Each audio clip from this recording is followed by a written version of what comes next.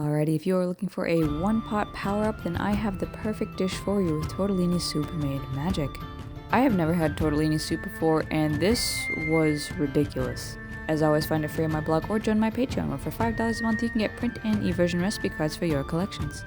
Now when it comes to the magic in this, you could do so many different things with this one single pot of food. However, I'm thinking that it could be a really good thing for like a weeknight dinner when you are fatigued, you're tired, you're trying to kind of just get back that little bit of vitality, because the stuff in here can absolutely help you reboost your mental, your physical, and your emotional power.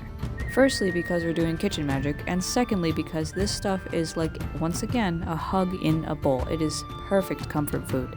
And of course, while I do call it tortellini soup, I'm making mine pretty thick because we are not a household that's like very into, eating water.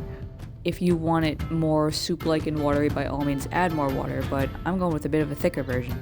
But like all soups, we start sweating an onion and some garlic and then adding in our carrot and celery. And now I highly recommend either getting ground fennel or just grinding it yourself in some kind of coffee grinder or something. But go ahead and prepare that while you get your tomato browning in here as well. I accidentally bought tomato sauce instead of tomato paste, so I'm just using a bit more tomato sauce than I normally would. Normally I just use like one single can of tomato paste. And since this is going to be more of a creamy sauce, I definitely suggest putting a little bit of nutmeg in there too. Nutmeg and creamy stuff just goes hand in hand.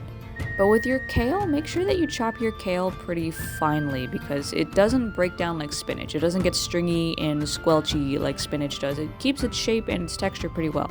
And you don't want just a whole giant mouthful of leaf, so chop it down. But as you can see, you let that wine boil a little while, and then you add in all of your water and then your kale to let that cook down. And finally, we could start getting onto the star of our dish, which is tortellini. I'm using a sausage tortellini, which went really well, of course, with everything else, and an entire 2 cups of half and half. You already know from my past recipes that anything with dairy like that, super good for wealth, for comfort, for all that kind of stuff. And of course, be sure to taste your food as you go so you can adjust it with whatever spices it still needs. But now at the end here, I'm putting this frozen tortellini in so that it can cook in this nice simmering liquid. Because there is cream in it, don't let it just sit. You do want to stir it occasionally.